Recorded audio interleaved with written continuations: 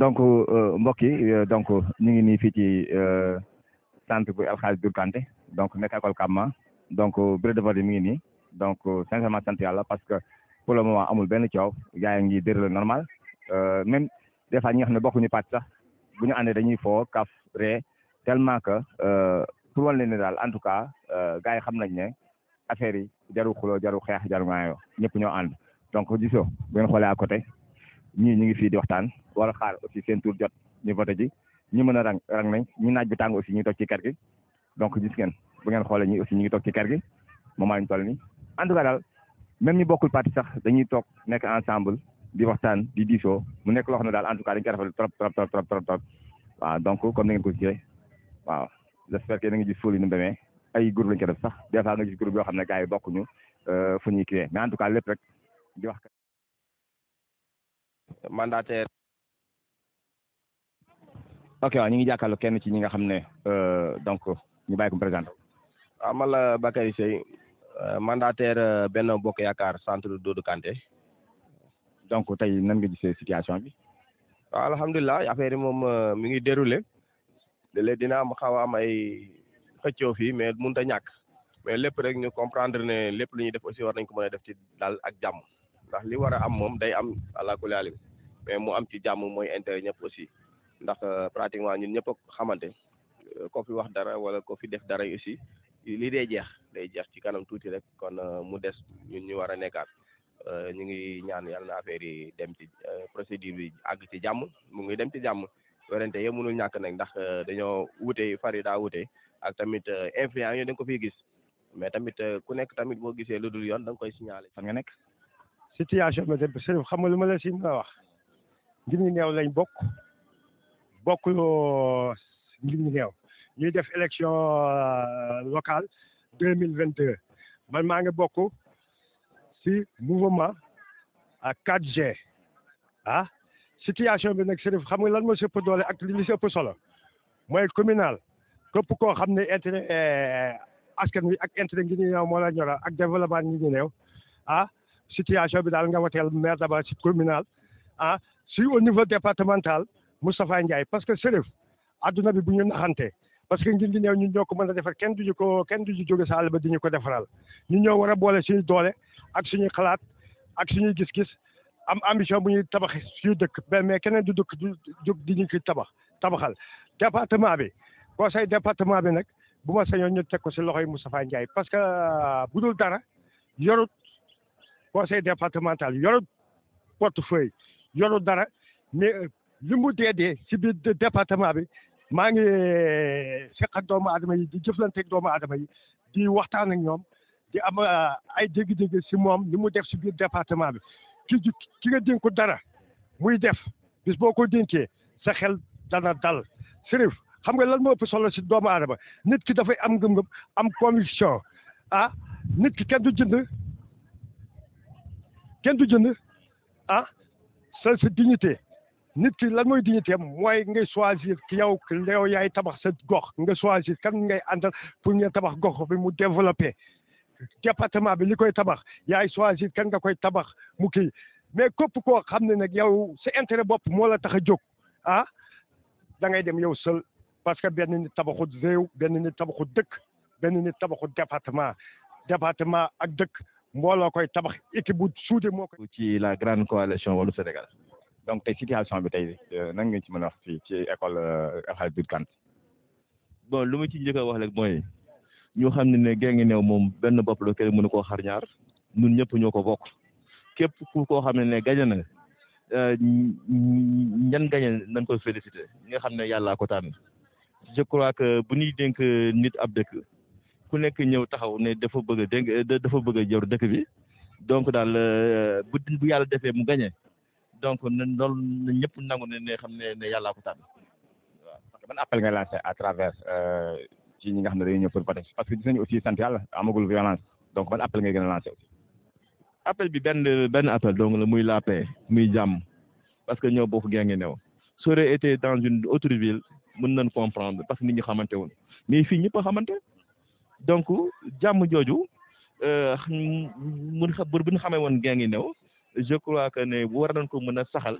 quelle que soit activité bu ñu mën a mënee moo xam activité politique la moo xam ne activité sportive la parce que ñoo. ok donc comme ni ñu ko waxee rek ñoo ko gisandoo donc situation baa ngoog en tout cas gars yi ngi rang mag ñi xale yi donc ñëpp a ngi ci biir quoi waaw donc en tout cas macha allah mi ngi déroulé ci état bu normal. suñu candidat di Bamba Cissé dans la commune de Guinguinéo. nekk mandataire quoi aussi donc tey lan nga mën a wax aussi ci situation bi. waaw situation fii aussi ci centre ñu fàttali leen aussi ñu ngi ci centre El Hadj Doudou Kanté ah. waaw Chérif merci beaucoup ci question bi je pense que ren moom sant yàlla la ñuy def ci élection yi au niveau de l' école Doudou Kanté man def naa le tour des lieux de vote def naa ko des 5 lieux de vote mais quand même lu ñu fi gis jo fekk nañ ci benn ambiance bu rafet parce que quand même moom man jàpp naa ne ñun ñi fi nekk yëpp ñoo bokk ndey bokk baay certes ñi ci nekk fi nekk am ku ci nekk c'est des partis différents mais lu ci gën a am solo mooy bokk nañu ndey bokk nañu baay te loolu mooy c'est le campement tey boo gisee amagu fi coow amagu fi dara man lu ma constaté nit ñaa ngi ñëw di voter calmement di ñibbi calmement te aussi gis nañu benn reçu lu ma gën a marqué mooy que ne y a une forte présence de la jeunesse ren moom élection yi man gis naa ne élection jeunes yi la te moo tax maa ngi leen di gën a ñaax incha allah ren moom xam naa ne dinañ constaté benn différence bu bëri surtout par rapport à la jeunesse waaw loolu daal lañ ci mën a wax ci kàmma. ok merci soxna si daam loo ci yokk ah. asalaamaaleykum wa rahmatulah. fàttaliñ tur bi.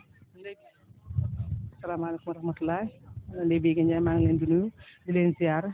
di ñaan yàlla mi joxe ndam yal nañu yàlla jox ndam li Bamba Cissé xale la li muy def mën na ko gëm na Guinguinéo am na yegg ci nit ñi xale yi ànd nañoo ak moom waaw yal na ko yàlla may ndam waaw ndax Guinguinéo avancé sonn nañ lool vraiment ci Guinguinéo. coalition Benno Bokk Yaakaar ci commune Guinguinéo. donc tey nga wax ñu nan nga gisee situation bi fii ci centre bu Doudou Kanté. waaw bon ñu ngi sant yàlla bu baax a baax parce que depuis ce matin ñun ñaa ngi voté et yaakaar nañ ne on aura un très bon taux de participation malgré quelques petits problèmes aussi le vote est en train de se dérouler dans d'excellentes conditions maanaam mu ngi am ci jàmm ak salaam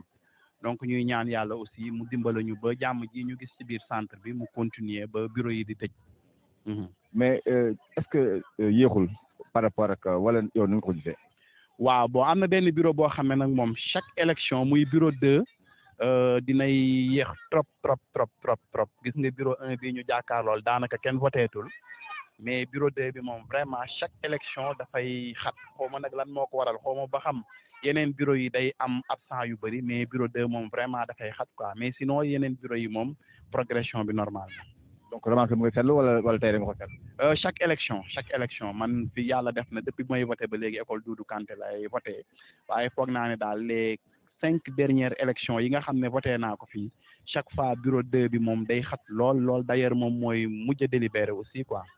donc xam naa comme autorité aussi ñu ngi ñuy suivre xam naa xëy nañ ci bàyyi xel aussi xool peut-être lan lañ mën a def ban mataay lañ mën a def aussi pour jël ci mataay parce que effectivement maa ngi ni jàkkaarloog bureau bi parce que kenn newu fa. te aussi boo xoolee comme ni nga wax débat ngi nii fees dell mais xam naa aussi ñoom it appel nañ ci jël solution donc ban appel ngay lancé. waaw ñu ngi ñaan waa Guinguinéo rawatina waa campement que nii ñu àndeek dal ci suba ba léegi ñu continuer ko ànd ak dal ndax ñu ni neen ñoo fi ne ñoo bokk ndey ñoo bokk baay bu ñu amee dëj ñoo koy bokk bu ñu amee ngénte ñoo koy bokk bu ñu amee takk ñoo koy bokk bépp xew-xewu àdduna ñoo koy bokk ñu xam ne élection yi yëfu benn fan la 6 heures mu jeex. nit ñi continuer bokkaat ndey bokk baay kon ku ci ne na nga moytu ba bul fi yëkkati kàddu wala nga jëf fi jëf boo xam ne ëllëg dinañ la ko xoole mu doon woy ci yow ngay am sens interdit nañ góorgóorlu ba bu subaa nit ñi mun a xëy ñi war a dem marché ñiy dem école ñiy dem ci atelier dem atelier.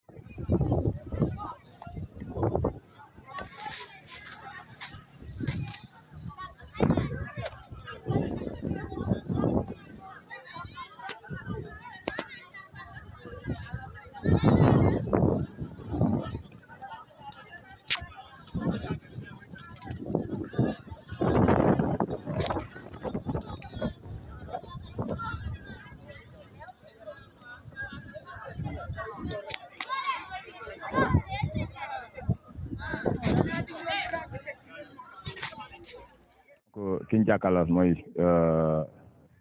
candidat Tidiane Wade nekk candidat aussi ci maire bu Guinguinéo donc mu ngi noonu dugg fii ci centre El Hadj Doudou Kanté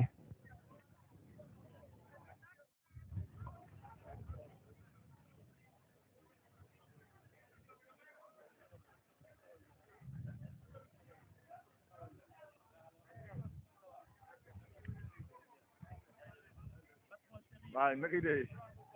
merci merci merci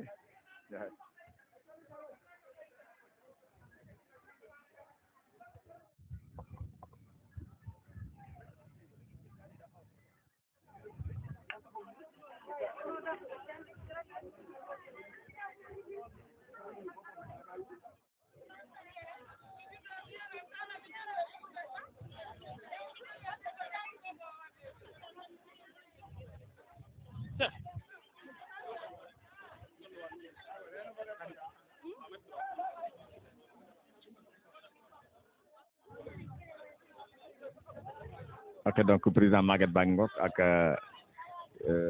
Malick Ndiaye waaw donc gis ngeen ñaan ñëpp bokkuñu choix te gis ngeen ñu ngi ànd longante donc li ma wane ne donc sant yàlla quoi waaw parce que en tout cas li ma waxoon rek fii moom nga xam nañu affaire yàlla mooy fal waaw et gañ na moom suñu baaxu maam la dañ koy sant yàlla ñëpp benn lañ waaw ok donc honorable député aussi moom it mi ngi noonu di dugg si mi ngi noonu di xool situation bi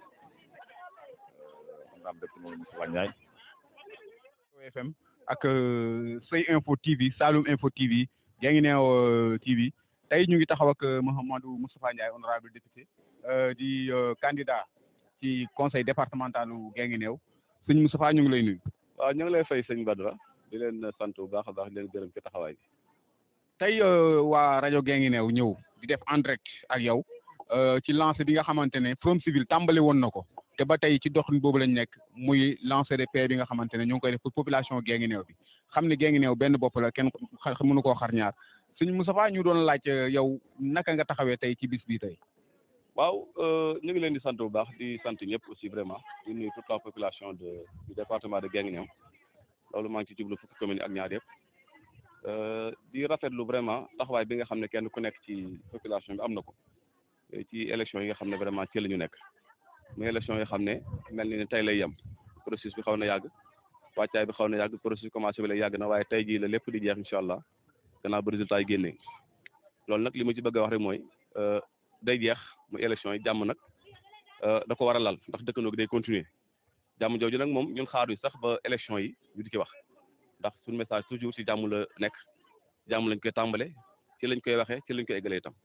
fu ñu jëm itam ci soit durant sunu meeting yëpp doon nañ waxtaan ak population di leen waxal ne dëkkandoo moo gën a yàgg élection kon nag nañ bàyyi xel ci ne lii day jàll benn bés la donte wàccaay bi yàgg na waaye bu passé dëkkandoo moom ay at lay durer kon lu ci waay def rek nag xoolaat bu baax a baax mooy toute forme de violence que ce soit verbal physique wala moral donc loolu yëpp dafa nekk loo xam ne nag kon ñun moom lu ñu jiital la en tout cas grande coalition wàllu Sénégal nemmeekuñ benn instant boo xam ne dina ci benn dëkk fekk fa loolu ñun wala ñu yóbbu ko fa amul ba jamono ji may wax ak yow kon nag duñu xaar ba tey loolu di am kon nag sant nañu vraiment l'ensemble vraiment de la coalition de la grande coalition wàllu Sénégal ci taxawaay boobu nga xam ne vraiment am nañ ko par rapport vraiment à la paix le déroulement vraiment du scrutin dans la paix vraiment ñu def ko ci jàmm que le meilleur gagne. tey ñu ñëw si fi nga xamante ne mooy sa centre de vote du campement ñu gis ni jeunes yu bari mu génnaguñu ban lancé ngay lancé jeunes yi nga xam ne dañoo toog seen kër yi ne dañuy xaar ba 18h pour génn. waaw incha allah dinañu génn parce que waxtaan nañoo ak ñoom ñu bari xam nga am ñoo xam ne nag maanaam du dimanche bi rek dañuy xëy aussi nekk ci yitte di liggéey parce que nag xam nga ne ndaw moom dóor waar da caa baax na waaye fii incha allah dinañu génn voté ndaxte ci biir élection yi ci biir campagne bi itam daan nañ leen ko wax waaw donc loolu moom mi ngi fi incha allah dinañ génn ci kanam bu ngeen seetloo diggante 15h jàpp 18h balaa bureau yi tëj dinañ génn voté si donc loolu moom incha allah amuñ ci benn souci bu soobee yàlla. lan mooy sa dernier mot de paix. waaw di lancer un appel vraiment à toute la population rek ci wàllu jàmm ba tey waaye itam di woo ñëpp ci wàllu mobilisation surtout suñu coalition woote jàmm dafa am solo waaye nag ñun dinañ ci def li nga xam ne moom moo ci war mooy fexe ba mobiliser suñu nit suñu soppeek am di jàmm ñu voté ci dal waaye nag lépp loo xam ne lu ñu mën a def la lu jur jàmm ba mën a sécuriser suñu vote tam ñun desaluñ ko gannaaw jël nañ suñu mataay ba mat sëkk parce que nag boo voté pare aussi da nga ko war a sécuriser loolu nag fii nag fi lañ nekk ñun muy centre El Hadji Doudou Kanté ñu koy wax école campement macha allah nawoon fa woon rek incha allahu taala ak coalition bi nga xam ne ci laa bokk muy 4G yi grande coalition wàllu Sénégal incha allahu taala ndam li moom waxuñ ko soobee ci ñun lu jëm si incha allah largement d'ailleurs incha allah. ok jërëjëf mu nekkoon Mamadou Moustapha Ndiaye honorable député nekk candidat ci conseil départemental Guinguinéo ñu leen di jox di daje ba ci kanam incha allah Saloum Info Guinguinéo TV ak Sey Info TV. kon ba ci kanam incha allah.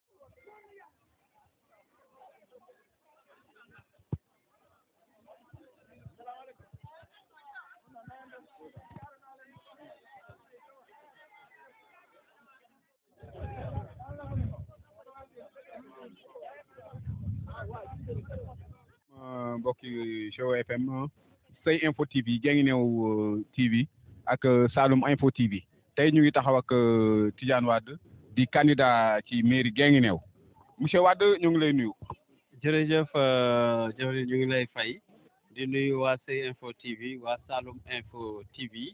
waa Géo TV ak organe de presse yi fi nekk yëpp ñu ngi leen di nuyu di leen fay di nuyu waa Guinguinéo yëpp di nuyu waa adduna yi seetaan ak yi ñuy déglu yëpp jërë ngeen jëf. waaw monsieur Wade ba tey nga ñëwoon di visiter centre de vote yi nga xamante ne tey ñëw nga fi nga xamante ne mooy école Doudou Kanté école Doudou Kanté ku ko xam ni ñi fi inscrire bëri na lool parce que dañ naan Guinguinéo képp ku gagné rek gagné woo école Doudou Kanté daa mel ne defoo fi dara yow tey naka nga jàppee wax googu nit ñi di wax. waaw bon wax jooju ñuy wax c'est-à-dire école Doudou Kanté il faut que nga placer ko ci fi mu bokk. C'est-à-dire dafa englober le plus grand quartier de Guinguinéo c'est le quartier de campement mu nekk quartier boo xam ne si daanaka dagit la bu am solo ci Guinguinéo moo waral solo gi mu am ci wàllu vote bi mu am ko ak nombre de bureaux yi fi nekk ak askan bi waaye seulement li ma ci xaw jaaxal tey tuuti rek mooy par rapport ak centre yi ma dem yëpp affluence bi fii la gën a wàññi ko yeneen yi dama xamul nag ndax population bi dañuy xaar ba ginnaaw añ ñu soog a dellu si wala déet parce que ñu ngi may wax ne egguñ sax 30% de participation par rapport ak yeneen centre yi ci biir dëkk bi xam ne actuellement boo demee rang yi dafa serré nit ñi ñëpp a ngi taxaw jeunesse bi et tout mais fii quand même moo gën a féex ci wàllu wat gi fi mu toll nii. mais gis nañ ni lieu de vote yi nga dem yëpp est-ce que coow li ñu doon wax di Forum Civil di ko xeex naan nañ bàyyi nañ ci paix bi ñuy lancé paix boobu Forum Civil xeex ko ba ak si actuellement fu mu toll nii. est-ce que yow gis nga ko ba nga ko xëyee bu léegi. waaw man de nit ki nag moom li nga gis rek ak dégg nga mën a wax li ma gisagun pour le moment jàmm rek mooy am fi ma dem naa ci bureau de vote yëpp dem naa ci centre de vote yi sinon bu Farabougou moo ñu dese mais li ñu ma ndaw ñi ñu fa toogal di suñu ay mandataire li ñu wax mooy tout se passe bien pour le moment jàmm mu nga fay am vote bi nit ñaa ngi voté ci jàmm du ñàkk nag xëy na yenn xëxante yi ak kenn ku ci nekk sa yéene ak sa xër ba yenn jàppante yi di am mais yooyu moom mënut a ñàkk parce que ay doomu aadama fu ñu nekk pëndal nekk fa jogante am fa leneen am fa mais li ma jàpp daal mooy xam naa ne yàlla mun na def jàmm incha allahu te loolu lañ koy ñaan vote bi jàll ci jàmm et puis ñu def ko ci jàmm yàlla dimbale ñu ba ñun candidat Yewwi Askan Wi ñun ñu gagné élection yi incha allah au soir à 18h. loolu daal mooy sunu yéene tey ci bés bi. waaw ban kàddu ngay tëjee maanaam ci jàmm bi nga xamante ne moom la ñuy woote yow. waaw d'abord xëy na bala may jàmm moom mooy jiitu moo ci topp mooy mujj loolu yaakaar naa wax naa ko ci sama kàddu gi ma daane léegi leneen li ma ci bëgg a dolli mooy woo population bu Guinguinéo nañu génn ñu voté si ñu tànn parce que bés bi bés la bu am solo ci nekkinu doomu aadama yi ak askan wi élection yi fii am yëpp ci réew mi. muy élection présidentielle di élection législative ak élection bu mën a doon élection boobu moo ëpp doole ci élection yi kon nag nit ñi ñàkk a ñëw voté wala ñàkk def tànneef bu baax loolu musiba lay doon ci dëkk bi kon nag li may njëkk mooy damay woo askan bi yëpp nañu génn vraiment ñi votéegul nañu génn ñu ñëw voté et puis bu nu voté ba noppi ñu def ko ci dal ak tey kenn ku ci nekk ànd ak sa candidat voté boo paree nga ñibbi sa kër toog xaar 18h incha allah ñu tëj bureau de vote yi. bu nu joxee résultat yi ku yàlla def mu jiitu ñëpp tàcc ko ànd ak moom ñu liggéey dëkk bi Sénégal jëm kanam Guinguinéo jëm kanam je pense que appel bi may lancé c'est dans ce sens là que ne résultat yi incha allah lu mu joxe ñu ànd ci te bokk nag fi ñu jëm ci kanam ñu liggéey waaye dans tout ça maa ngi ñaan vraiment Guinguinéo yàlla def fi changement dans tout ça comme nag jaam laa rek damay ñaan yàlla may ndam Yewwi Askan Wi ci Guinguinéo ak ci département bi yëpp parce que ñun aussi nous avons une volonté nous avons une ambition dañu am vision yoo xam ne si daf ñuy permettre ñuy dëggal sunu yéene ak it di ko ñaan borom bi nga xam ne si dara tëwu ko yàlla may ñu ko loolu daal la ñu bëggoon a daanelee kàddu gi ci laaj boobu noonu. jërëjëf mbokk internet yi jërëjëf mbokk. lundi dina am te ñun ñëpp ñoo bokk Guinguinéo te ñun ñëpp defar moo ñu tax a jóg kon boog nañ rafetal man daal nañ rafetal te dal parce que nañ fàttaliku ne suba am na de te ñun ñëpp doomi Guinguinéo lañ man daal jàmm laay woote te jàmm ci lay dox te docteur Diallo ci lay dox ñun ñëpp moom la ñu conseillé jàmm incha allah. waaw Coura ba tey ñu ñëw ci kàddu yi di la laaj fi nga xamante ne mooy centre de vote campement di école Doudou Kanté tey ban taxawaay ngeen fi gis ak yan jafe-jafe ñoo fi am tey. fii moom macha allah moom biñ xëyee ba léegi moom macha allah jàmm moom macha allah am na fi moom bureau vote yi tamit ça va ndax man sax ma sànq may dugg bokk mboor moo dugg sax mais bi ma duggee waxuñu ma dara parce que ma doon joxe ndekki joxe boisson yi mais waxuñu ma dara macha allah fii daal gis naa fi jàmm te ñun ñu ngi kaf ñu ngi reetaan ba pare ci suba xatoon na trop mais nit ñi dañoo wàññeeku pour xaar ba añ ba pare ñu ñëwaat mais feesoon na dell ci suba te ren nag massivement la jeunes yi woote ci massivement kamma jeunes yi woote nañ trop te surprise dina am ngoon incha allah surprise dina am fii waaw yàlla na si yàlla yu boog jàmm. waaw ban kàddu ngay tëjee pour téléspectateurs yi lay seetaan ak ñi lay déglu ci rajo bi. waaw di leen sant rek di leen gërëm waaw élection yi daal moom jeunes yi moom takku nañ ren takku nañ trop te man ñi nekk ci kër yi nag laay waxal nañ génn ñëw voté ci parce que bu leen ñëwul voté si ngeen toog ni ma duma voteel kenn kon yéen ki nekk ci dëkk bi arrangé na leen te maa bëgg nag docteur képp ku ànd ak docteur Diallo na ngeen jóg ngeen ñëw voté si waaw sama leader mi docteur Diallo ku bëgg koo fal boo añee ba pare boo amul jot boo añee ba pare ñëwal wal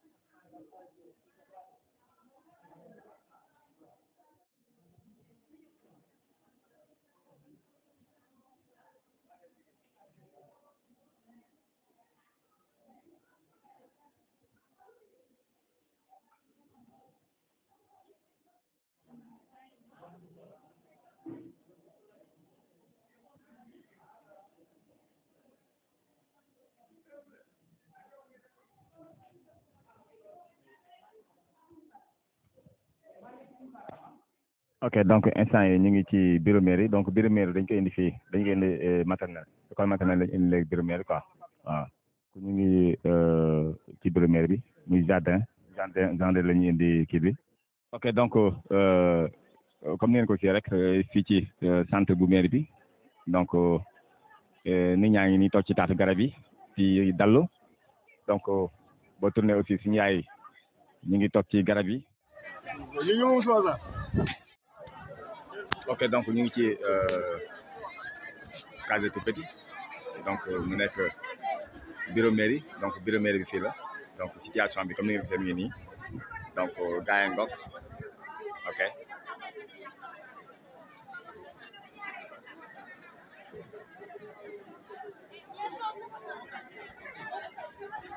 en tout cas ñaari bureau dafa duñ jàmm ci am benn problème ok donc centre mairie bi nekk nii donc moom la ñu indi fii ci case tout petit donc naaj bi tàng na mais nit ñi jël na leen ko ñu ngi taxaw di rang topp ci rang bi donc bu ngeen tourné aussi gis ngeen ñu ngi toog fële di xaar waaw mais am na yaakaar xëy na c'est 6 heures affaire mën na xaw a tane tuuti waaw mais xëy na li mu doon vote boo xam ne 2 fois lay doon moo tax muy xaw a doon jafe-jafe waaw donc ñoo ko gisandoo sincèrement gars yi ñi ngi calme amul benn problème ñi mën a xaar ñi ngi xaar ñi war a rang aussi ñi ngi rang en tout cas daal lii la ñuy xaar ci ñëpp waaw mais dinañuy xaar ci ñëpp Sénégal yëpp bu ndaj parce que aussi bu dul dara Sénégal ñoo ko bokk xëy na ñëpp am yéene pour defar donc chaque fois dafa jar a bàyyi xel donc en tout cas lii dañ koy rafetlu trop trop waaw donc bu ngeen gisee bii aussi bureau 3 la bureau 3 moo nekk noonu gars yi rek nañ amul buuxante amul dara donc yàlla na continuer nii daal waaw yàlla na continuer nii ba affaire yi féete côté. asalaamaaleykum man la Modou Pengom bu Benno Bokk Yaakaar. donc tey situation bi fii ci centre bu mairie bi donc nan ngi ci situation bi. alhamdulilah ñëw nañ très tôt nag li ñu koy constaté bi ñu ñëwee très tôt nag dañoo constaté buntu bi teeluñ ko ubbi loolu quoi la parce que nit ñi bëroon nañ ci buntu bi très tôt ce matin ñu def vraiment taxaw foofu di xaar pour ñu ubbi mais dañ ko xaw a yéex a ubbi bien vrai que 8 heures la ñu parce que boobu fekk na force de l'ordre yi ñoo guñoon mais après bu ñu ñëw ubbi ko nit ñi dugg nañ bon xam nga ak daw boo ak xëccoo bi dans un premier temps entre 8 heures et 8h30 vraiment xawoon na am plus de difficulté mais après que les gens ñu kii ak force de l'ordre ñu aussi intervenir rappelé nañu y a certains kii règlement du code ba ñuy xam ku nekk li nga war def donc vraiment après ba rétabli na ñëwaat am tuuti accalmie donc depuis lors vraiment on constate que vraiment la vote se passe normalement. donc ban appel ngay lancé à travers la population. non population ñu wax nañu dal rek xam nga yaakaar naa parti yëpp ku nekk def nga li nga war a def campagne nga donc campagne ci jàmm jeex na ci jàmm donc tey c'est le jour fatidique le dimanche le 23 janvier 2022 donc ñu ñaan yàlla aussi ñu continuer vote bi mu jeex ci jàmm ñu def ci jàmm et que le meilleur gagne loolu la ñuy wax parce que foofu di Guinguinéo la benn Guinguinéo moo am solo ñun ñuy xoo ñuy xëccoo dëkk amuñ solo bu ñuy xëccoo dëkk Guinguinéo moo tax kon nañ def tout préserver la paix à Guinguinéo su ko defee ak suba lundi ku nekk xëy dem. donc bureau 2 moo nekk nii waaw bureau 2 moo nekk nii donc gars yi ngi taxaw di rang naaj bi tàng na loolu métti na trop nag waaw mais nag c'est comme ça parce que aussi pour nga élire aussi sa candidat il fallait mu jaral ko waaw donc aussi ñu wax ni mu commencé yàlla na ko ne noonu quoi ok merci encore une fois. waaw ñoo ko gisandoo donc gis nga boo voté ba pare da ngay dem fee nga signé boo signé après laal encre waaw boo pare aussi jàll keneen soog a ñëw donc ñi aussi ngeen gis ñoom ñoo jàkkaarloo ñi ñoom ñoo fi nekkal représentant parti ku ci nekk rek am na sa parti teg waaw donc ñoo nekk ne toog di superviser aussi en tout cas daal di wax ça s'est bien passé et alhamdulilah donc amul benn problème ñu déroulé normal et sant yàlla baax a baax a baax ok donc ñoo ko gisandoo et macha allah donc amul benn jafe-jafe ça se passe normal.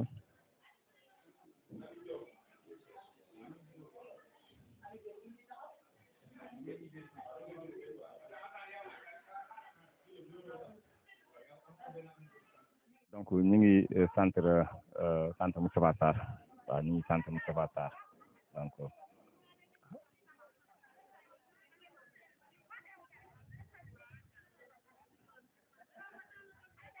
ok donc ñu ngi Moustapha Sarr donc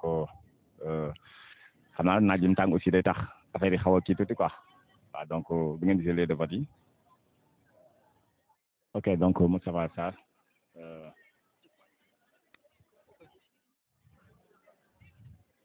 waaw comme d'habitude rek comme li am ci yeneen bureau yi gis ngeen nan même naaj bi sax gaa yi ngi koy jéem a gérer waaw jigéen ñi góor ñi di rang en tout cas centre yi Ndiaye suñu benn coow daal te sant yàlla yal na yàlla xam doole baax na ci école yi quoi waaw donc tellement que suñu yaay ak suñu maam yi au moins ci la ñuy toog dallu xaar seen rang seen tour bi excel ñu dem rang en tout cas génn na moom dañuy wax sant yàlla bu baax a baax waaw li fi am moom dañ ko sant yàlla bu baax a baax a baax mu wax ñu tur bi mu fa présenté wu. maa ngi tudd Fatou Fall. mën nga jàkkaarloo kii bi tuuti donc nan nga gisee situation bi. waaw situation bi moom gars yi moom ñu ngi liggéey moom wax dëgg yàlla liggéey bi moom rafet na moom ndax xuloo amut xeex amut dara amut nañ wote ci jàmm rek mu jeex ak jàmm ak salaam. man voté naa ba pare nii dama di voté naa. waaw dañoo wax naan jeunes yi dañuy toog ba 5 heures wala 6 heures ñëw wala bien. man de bokkuma ci moom te suñu waa kër yi bokkuñu ci ñëpp laa jiital ci fajar na leen nañ dem. maa ngi jàkkaarloo sama noonu baax na. Ibrahima Diallo donc tey nan nga mën a wax tey ci sa gis-gis tey ci centre bi ak ci vote bi aussi. bon xanaa sant yàlla rek wax dëgg yàlla parce que depuis ce matin ñu ngi fii li ñu noté daal mooy que vraiment les opérations se déroulent normalement amul benn incident depuis ce matin vraiment di si sant yàlla bu baax nit ñi ñëw nañ en masse def seen devoir et tranquillement ñi ñaa ngi ñibbi di xaar ñeneen ñëw si après midi bi daal di ñëw ñoom ci def li ñu war a def donc vraiment di sant yàlla bu baax di ñaan yàlla mu continuer noonu ba ñu proclamer résultat yi si jàmm et que le meilleur vraiment puisse l'emporter incha allah rabi. bon gis nañ démb boobu ba tey amul violence amul kii depuis ci campagne bi léegi donc ban message aussi nga mën a lancer à travers à la population. waaw li may lancer rek mooy que vraiment nañu xam ne que Guinguinéo dëkk bu ndaw la ñëpp xamante ñëpp am ay jàmm ak salaam boobu ba léegi vraiment candidat yi ku si nekk si ñoom ku si kii ak sa morom da ngay gis ne que ñu ngi amante jàmm ak salaam à part quelques couacs yi amoon rek te yaakaar naa ne lépp rentré na dans l'ordre ba wax dëgg yàlla ñu ngi si sant yàlla bu baax di ñaan rek ne que ni ñu ko commencé woon si biir campagne bi ba campagne ñu tëj ko si jàmm tey jii ñu woo ñu si ku nekk war a def sa devoir ku nekk war a exprimer sa li nga gisee mu continuer noonu rek ba wax dëgg yàlla ba victoire bi ku nekk ku yàlla dogal ne kooku la ñun ñëpp ñu ànd ci pour Guinguinéo bu vraiment bu émergent waaw loolu la ñuy ñaan ñëpp di ko ñaan suñuy militant di ko ñaan candidat yi aussi vraiment wax ak seen i militant ba wax dëgg yàlla benn incident buñ ko si nemmeeku ba wax dëgg yàlla bi. salaamaaleykum waaw man la Pape Modou Sack di doomu Guinguinéo. donc tey situation bi nan nga ko gisee. waaw macha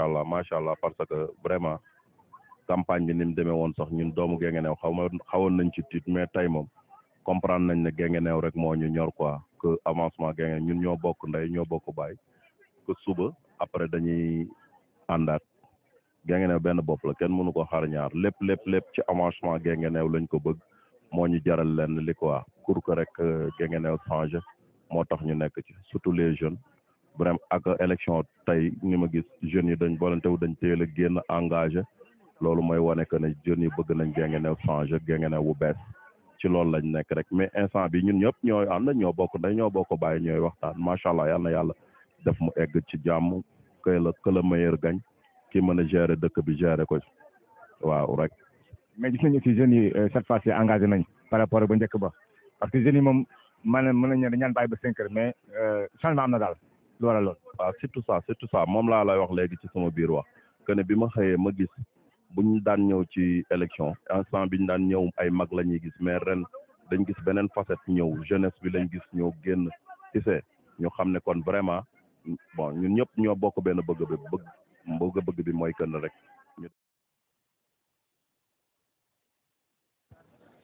alors.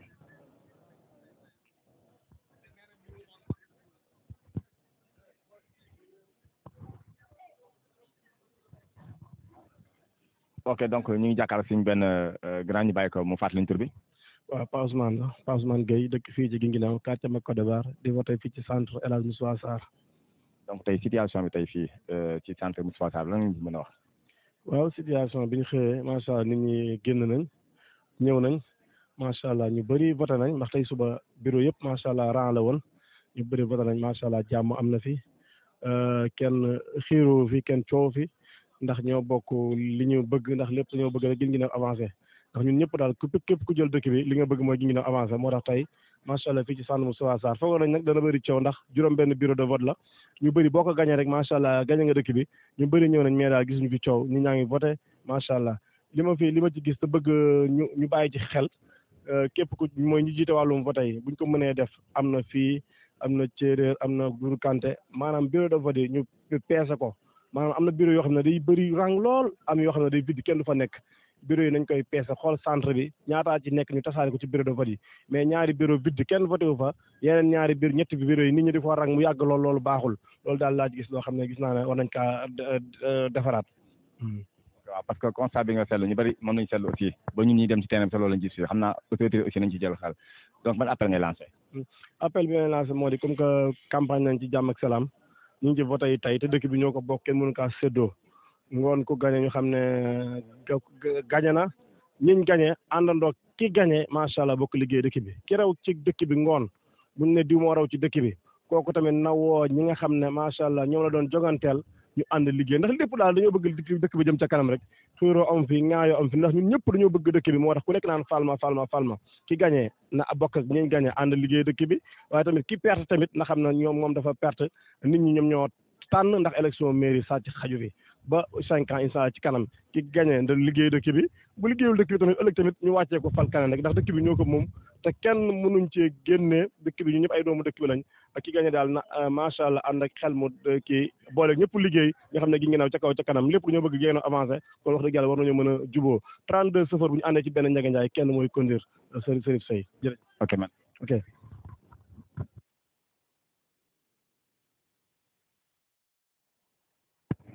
ok donc comme niñ ko gisee ci presque ci bëre yëpp waaw.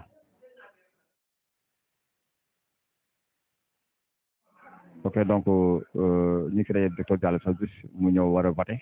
donc moo nekk nii dugg si na waaw en tout cas bureau de vote yëpp a ngi yëpp ça c'est parti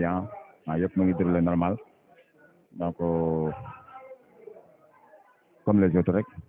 waaw yàlla na ko ne nii rek ay ñaan yàlla na ko ne waaw xëy na peut-être instant mënut a ñàkk des fois mais nag yàlla def na ko na ci jàmm daal.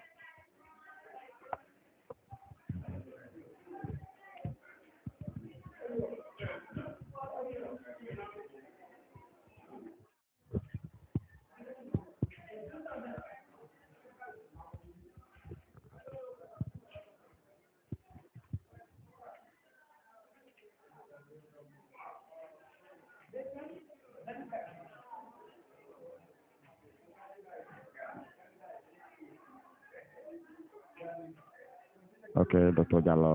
moo nekk nii di waaj a voté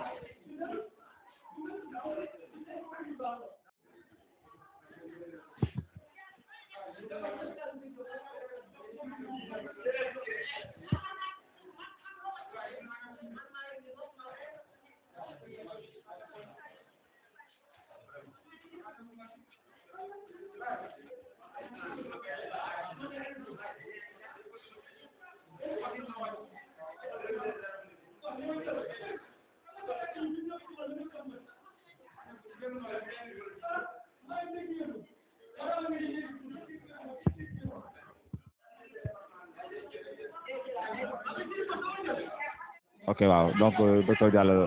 voté waat na aussi dañuy di ko sànni quoi maire léegi voté na conseil départemental ok